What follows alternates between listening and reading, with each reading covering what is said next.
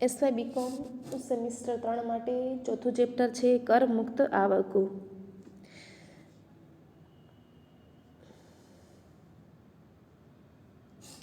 દરેક કરદાતા વધુમાં વધુ આવક સંપાદન કરી અને આવકવેરાના હેતુમાં ઓછામાં ઓછી આવક કરપાત્ર બને તે રીતે આવકનું આયોજન કરવાનો ઈરાદો કે ઈચ્છા ધરાવતો હોય છે.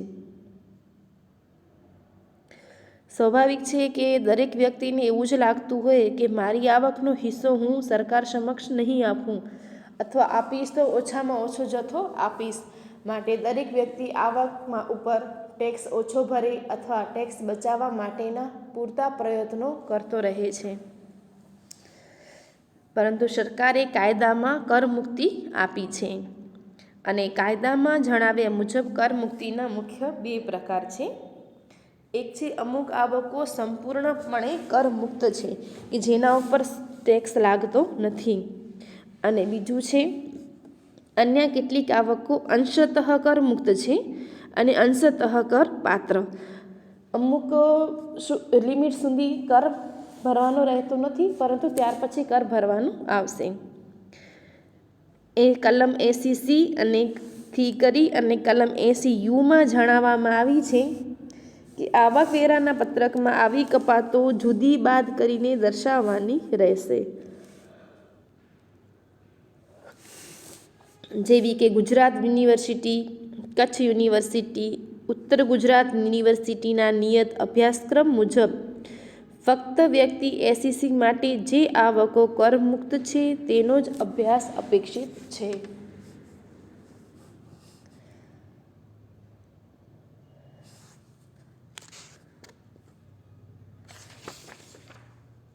કરમુક્તિ કપાતો અને રાહતો માટે મુખ્ય 3 રીતે છે. એક છે કરમુક્ત આવકો, બીજું છે કપાતો 80 કલમ 80 હેઠળ અને 3 રાહતો. કરમુક્ત આવકો છે એની અંદર 2 પ્રકાર છે. સંપૂર્ણપણે કરમુક્ત આવકો જેની કુલ ગ્રોસ આવકમાં સમાવેશ થશે નહીં, એ સંપૂર્ણપણે ટેક્સ ફ્રી છે. બીજું છે અંશતઃ કરમુક્ત આવકો કે જેનો કુલ ગ્રોસ આવકમાં સમાવેશ થાય છે. કુલ ગ્રોસ આવક નક્કી કર્યા પછી જે અંગે સામાન્ય કપાત બાદ મળશે એવી આવકો. કલમ 80 હેઠળ આવક અંગેની કપાત અને ચૂકવણી અંગેની કપાત એમ 2 પ્રકાર પાડવામાં આવ્યા છે. ત્યાર પછી આપણે કલમ 10 મુજબ સંપૂર્ણપણે કરમુક્ત આવકોની ચર્ચા કરશું કે જેના ઉપર પૂરેપૂરી કર મુક્ત છે. જે પૈકી પહેલી છે ખેતીની આવક. આપણે પહેલાં ખેતીની વ્યાખ્યા સમજી ચૂક્યા છીએ. એની અંદર પણ મેં જણાવ્યું હતું એ પ્રમાણે અમુક ખેતીની બાબતો ઉપર ટેક્સ લાગે છે કે નહીં, ભાડું મળે છે કે નહીં, વગેરે બધી બાબતોની ચર્ચા કરી ગયા છીએ. ભારતમાં સ્થિત ખેતીના હેતુ માટે ઉપયોગમાં લેવાતી જમીનમાંથી મળતું ભાડું કે મહેસૂલ, ખેતી વિષયક કામગીરીમાંથી મળતી આવક, ખેતી માટે વપરાતા મકાનમાંથી મળતી આવકો.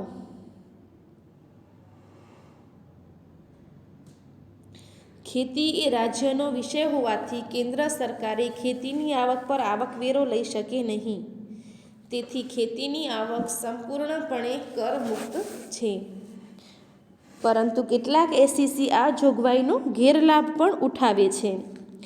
તેથી ખેતીવાડીની આવક સંપૂર્ણપણે કરમુક્ત હોવા છતાં કંપની સિવાયની કર ભરનાર વ્યક્તિઓ માટે ખેતીવાડીની ચોખ્ખી આવક બિનખેતીવાડીની કુલ આવકમાં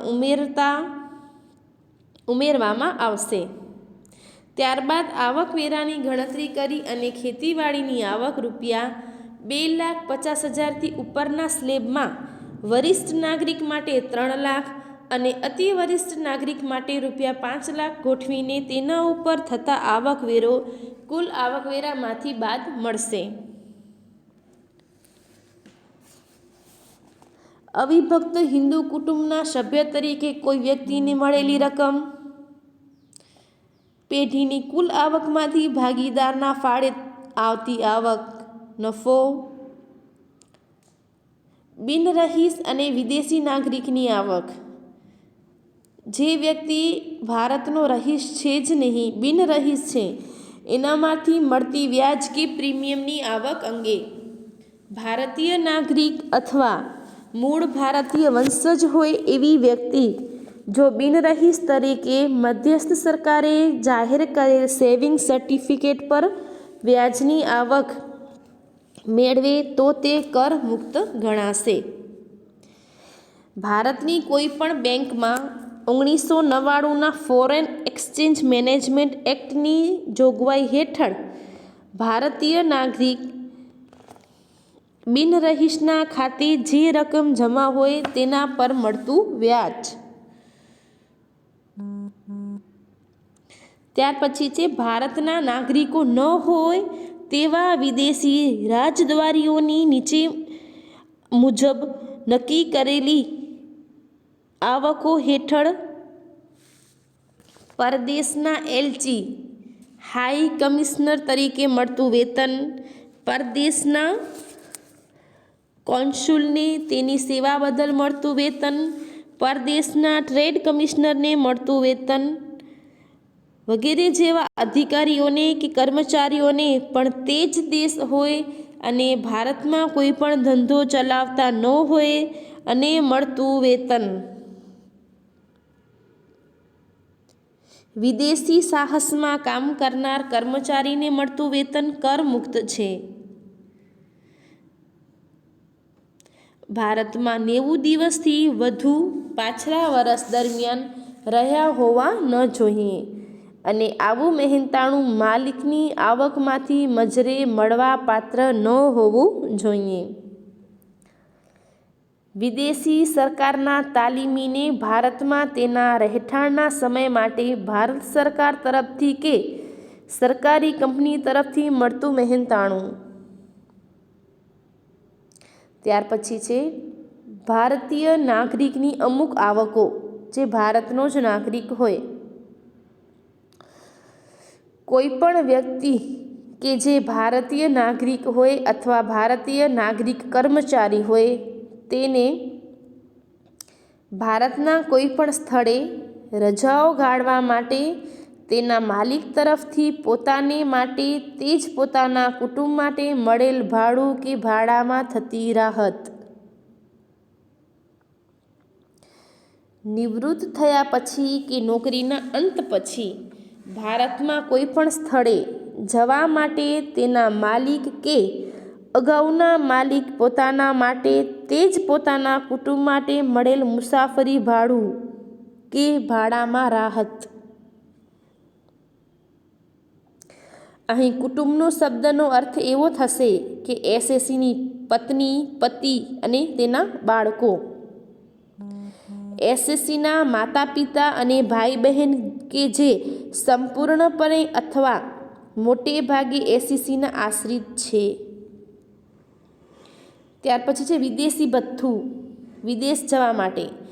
જો ભારતનો નાગરિક ભારત બહાર સેવા બજાવવા માટે ભારત સરકાર તરફથી મળતું ભથ્થું કે સવલતો સંપૂર્ણપણે કરપાત્ર છે.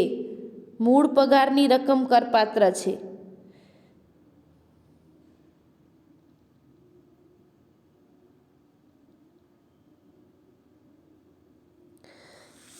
કર્મચારીઓને મળતી આવક, જેમાં છે ગ્રેજ્યુઇટીમાંથી મળેલી રકમ. ગ્રેજ્યુઇટીની શરતો આપણે પગારના ચેપ્ટરની અંદર શીખી ગયા છીએ. એની પણ 2 ટાઈપના હતા. 1972ના પહેલા ચૂકવણી ધારો અને 1972ના ચૂકવણી ધારા હેઠળની ગ્રેજ્યુઇટી. એની અંદર વધુમાં વધુ કર મુક્ત રૂપિયા 20 લાખ છે. મધ્યસ્થ સરકારના, રાજ્ય સરકારના, સ્થાનિક સ્વાયત્ત સંસ્થા વગેરેના કર્મચારીઓને મળતું પેન્શન. પેન્શનની શરતો પણ આપણે પગારના ચેપ્ટરમાં શીખી ગયા છીએ. એમાં પણ એના નિયમો હતા. એ પ્રમાણે 1/2 પેન્શન છે, જેમાં 1/3 મળવાપાત્ર રકમના 1/3 ભાગ સુધીનું ખરેખર મળેલ એકત્રિત પેન્શન કર મુક્ત ગણાય. જો કોઈ કર્મચારીને ગ્રેજ્યુટી મળી ન હોય એ સમય દરમિયાન એકસામટી મળવાપાત્ર રકમનો અડધો ભાગ એટલે 1/2 ભાગનું ખરેખર મળેલ એકત્રિત પેન્શન કર મુક્ત ગણાય.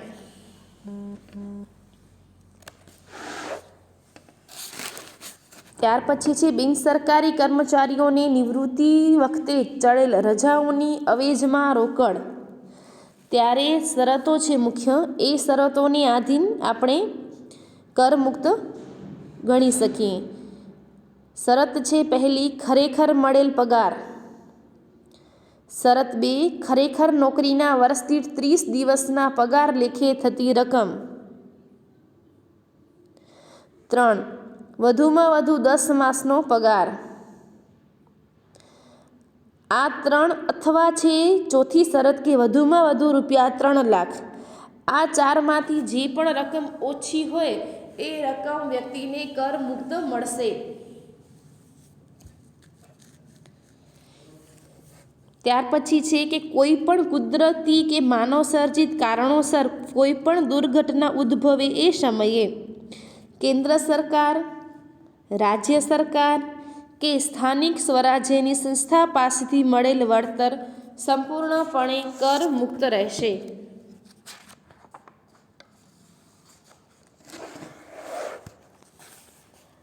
પબ્લિક સેક્ટર કંપનીમાં કે અન્ય કોઈ પણ કંપનીમાંથી રાજ્ય સરકારની નોકરીમાંથી સ્વૈચ્છિક નિવૃત્તિ વખતે મળેલ કે મળવાપાત્ર રકમ. જીવન વીમા પોલિસીની બોનસ સહિતની રકમ.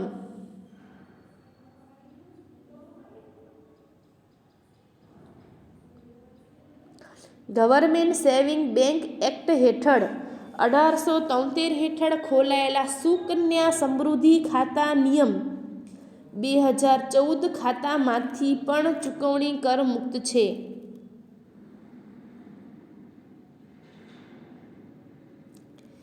માન્ય પ્રોવિડન્ટ ફંડમાં ફાળો આપનાર કર્મચારીને પ્રોવિડન્ટ ફંડમાં એકઠી થયેલી રકમ મળે તો તે રકમ વધુમાં વધુ કેટલી કર મુક્ત છે તેનો ઉલ્લેખ આપણે પગારમાં કર્યો છે. પ્રોવિડન્ટ ફંડ પગારના 12% લેખે કર મુક્ત છે અને તેના પ્રોવિડન્ટ ફંડના વ્યાજ 9.5% સુધી કર મુક્ત છે. ત્યાર ઉપરની આવક કે ત્યાર ઉપરના વ્યાજના દર ઉપર ટેક્સ લેવામાં આવશે.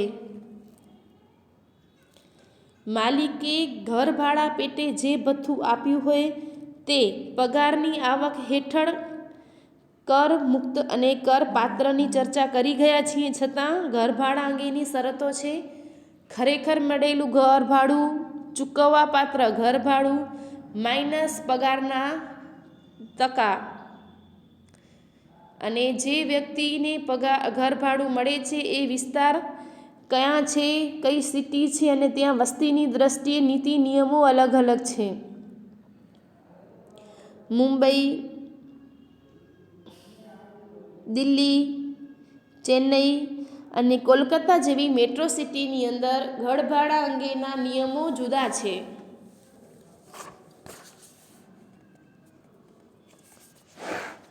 કેટલીક જામીનગીરી ઉપર વ્યાજ. કેટલીક જામીનગીરીઓ જે બોન્ડ્સ છે એના ઉપર વ્યાજની રકમ અંગે આપણે કર મુક્ત મળી શકે છે. 12 વર્ષીય નેશનલ સેવિંગ એન્યુઇટી સર્ટિફિકેટ, 1991ના સ્પેશિયલ બેરર બોન્ડ્સ, 1980ના નેશનલ ડિફેન્ટ ગોલ્ડ ન્યૂઝ, 1981ની સ્પેશિયલ ડિપોઝિટ સ્કીમ, 7%ના કેપિટલ ઇન્વેસ્ટમેન્ટ બોન્ડ્સનું વ્યાજ, અધિસૂચિત બોન્ડનું વ્યાજ, 9%ના રિલીફ બોન્ડનું વ્યાજ, પબ્લિક સેક્ટર કંપની દ્વારા બહાર પાડેલ અધિસૂચિત ડિબેન્ચરનું વ્યાજ, ભારતમાં વ્યવસાય નહીં કરતી વિદેશી બેંક દ્વારા ભારતની શિડ્યુઅલ બેંકમાં ડિપોઝિટનું વ્યાજ. ત્યાર પછી છે ભથ્થા અને ઇનામ. શિક્ષણના ખર્ચને પહોંચી વળવા માટે મળતી શિષ્યવૃત્તિઓ, સ્કોલરશીપ, લોકસભાના સભ્યો કે રાજ્યની ધારાસભાના સભ્યોને અથવા સંસદીય સમિતિના સભ્યોને મળતું દૈનિક ભથ્થું, કોઈ પણ પ્રકારનો પુરસ્કાર કે જે વિજ્ઞાન, કળા, સાહિત્ય કે રમતગમતના ક્ષેત્રે ઉત્તમ કાર્ય બદલ મળેલું હોય. રાજ્ય સરકારે રોકડમાં કે વસ્તુના રૂપમાં આપેલ ઇનામ, બહાદુરી કે પુરસ્કાર મેળવનાર સૈનિકોને મળતું પેન્શન પણ કરમુક્ત છે.